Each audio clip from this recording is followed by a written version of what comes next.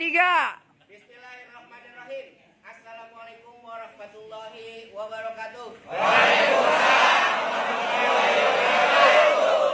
Kita Porkabi Kota Bekasi mengucapkan kepada seluruh ketua-ketua DPC dan jajaran, ketua-ketua ranting dan jajaran, dan Sri Kandi serta seluruh anggota Porkabi Kota Bekasi mengucapkan selamat kepada Ketua DPC Porkabi Jati Sampurna yang telah sukses melaksanakan kegiatan acara Maulid sekaligus santunan yatim.